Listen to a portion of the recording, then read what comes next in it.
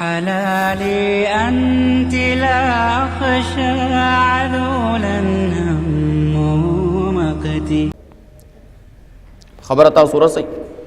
نو بہرحال نبی علیہ الصلوۃ والسلام فرمائی نصرت بالرعب زما چې دینو هغه په رعب سره چې دینو امداد کړی شوی دی.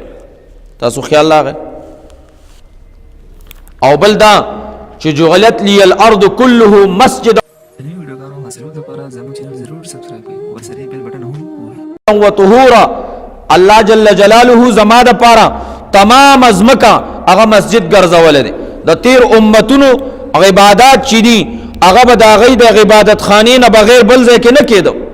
لیکن د دې امت خصوصیت د نبی کریم علیه السلام په برکت هغه دانې چې دی په موړه باندې صادر واچوي نو اومې منځ کېږي، که دی په خپله کارخانه او دکان کې هغه صادر واچوي نو اومې منځ کېږي، که دی په خپل کور کې صادر واچوي نو اومې منځ کېږي. او د ثواب په اعتبار سره خبره جدا ده چې نبی کریم صلی الله علیه وسلم فرمایي لا صلاة لجار المسجد الا فی المسجد، د ګاونډي د جومات منځ د ثواب په اعتبار سره هغه چې دی نو کم دی په نسبت د هغه منځ باندې کم چې په جومات کې کېږي. نه د خپل مسلک مطابق تاسو ته خبره وکړه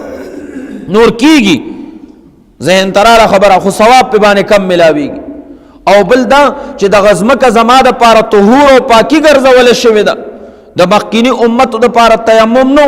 دی امت د پاره الله تبارک وتعالی په وخت د ضرورت او په وخت د بیماری کې یا په وخت د نشوالي د قدرت کې چې سړی په استعمال باندې قادر نه دی نو په دغه وخت کې دی چې دی نو هغه څه کولی شي، هغه چارندام هغه په ځای باندې تیمم کولی شي.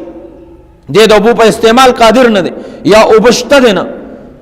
یا اوبه شته دی بوکه ورسره نشته یا اوبه شته دی دشمن خطره ده یا اوبه شته دی خو لیکن هلته زناور ناست دی چیر پار کرنے والا هغه جانور دی، هغه که دی هلته ځي نو دی هغه زناور شلی.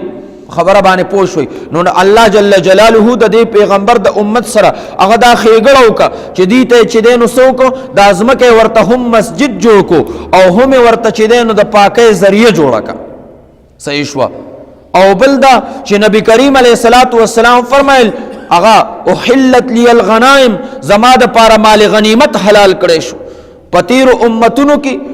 د هغې دا حالاتو چې هغوی به مال غنیمت جهاد به وکړو، مال غنیمت په ورته حاصل شو نو هغه مال غنیمت په یو میدان کې کېښودو نو آسمان نه به یو اور راغی که دغه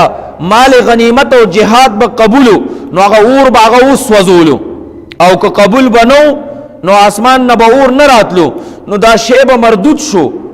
نو که قبول به نو به سوځولو او که قبول به نو مردود به شو، پته به نه لګېده،